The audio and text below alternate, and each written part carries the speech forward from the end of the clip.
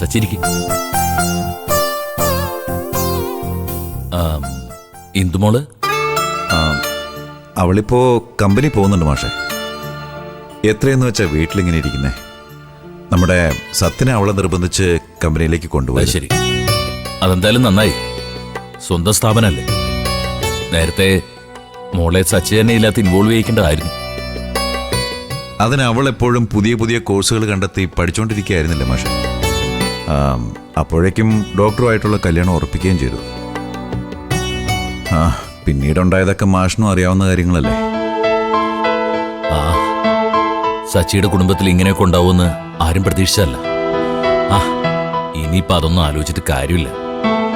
പരീക്ഷണങ്ങളൊക്കെ കഴിഞ്ഞു എന്ന് തന്നെ വിശ്വസിച്ച് പഴയ ജീവിതത്തിലേക്ക് തിരിച്ചു വരാൻ ശ്രമിക്കണം.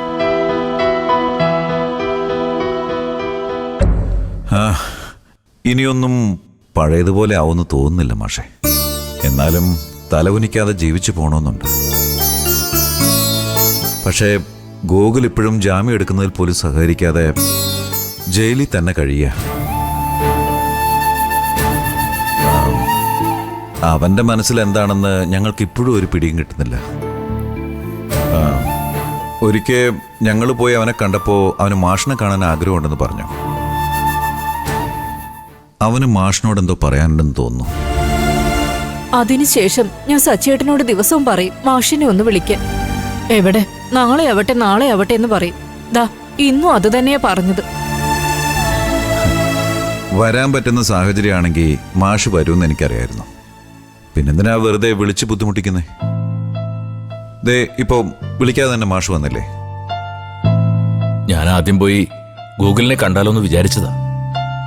പിന്നെ ഞാൻ ഓർത്തു അവനുടനെ ഞാൻ ജാമ്യത്തിൽ ഇറങ്ങാൻ പ്ലാൻ ഉണ്ടെങ്കിൽ പിന്നെ ഞാൻ ജയിലിലേക്ക് പോകണ്ടല്ലോ എന്ന്. തന്നെയല്ല മാഷേ, ഞങ്ങൾ എന്ത് പറഞ്ഞിട്ടോ അവൻ വക്കീലിനോട് പോലും സംസാരിക്കാൻ കൂട്ടാക്കുന്നില്ല. അയാൾ 2 തവണ ജയിലിൽ പോയിട്ട് തിരിച്ചു വരേണ്ടി വന്നു. സാരമില്ല സച്ചി, ഞാൻ നാളെ തന്നെ സബ് ജയിലിൽ പോയി ഗോകുലിനെ കണ്ടോളാം. അവനോട് ജയിലിൽ നിന്ന് പുറത്തു വരണമെന്ന് ഞാൻ പറഞ്ഞോളാം. സച്ചി ഒരു കാര്യം ചെയ്താൽ മതി. സച്ചി അഡ്വക്കേറ്റിനെ വിളിച്ചിട്ട് ബാക്കി കാര്യങ്ങളൊക്കെ ചെയ്തോളാൻ പറ.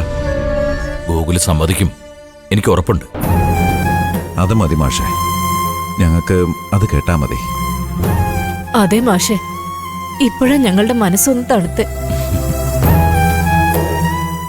സാവിത്രി, മാഷിന് കുടിക്കാൻ എന്തെങ്കിലും എടുത്തുണ്ടോ? ശരി, ഞാൻ ചായ എടുക്കാം. വേറെ എന്തൊക്കെയാണ് മാഷെ വിശേഷങ്ങൾ? രഘു ഒരു സ്വർണ്ണക്കടത്ത് കേസിൽപ്പെട്ട കാര്യമൊക്കെ അറിഞ്ഞായിരുന്നു. അതൊക്കെ കഴിഞ്ഞില്ലേ? അതിന്റെ പേരിൽ അവനും ഞങ്ങളും ഒക്കെ കുറെ അനുഭവിച്ചു. ഇപ്പൊ പ്രശ്നങ്ങളൊന്നുമില്ല. പിന്നെ അവനു വേണ്ടി ദാസ് ഇവിടെ ഒരു ഗാർമെന്റ് ഫാക്ടറി ആരംഭിക്കുന്നു. വരുന്ന തിങ്കളാഴ്ച അതിന്റെ ഉദ്ഘാടനം. ദാസോ രഘുവോ സച്ചി വിളിച്ച് പറയുമായിരിക്കും. വലിയ ഫംഗ്ഷനായിട്ടൊന്നുമില്ല. നടക്കട്ടെ മാഷെ, ഞങ്ങളെ അറിയിച്ചില്ലെങ്കിലും കുഴപ്പമൊന്നുമില്ല. അവനൊരു സ്ഥാപനം തുടങ്ങി ഒന്ന് രക്ഷപ്പെടട്ടെ. സത്യത്തിൽ എന്നേ രക്ഷപ്പെടേണ്ട ആളാ. അതെ, ഇതിലെങ്കിലും അവന് പിടിച്ചു നിൽക്കാൻ പറ്റണേന്നാ എന്റെ പ്രാർത്ഥന.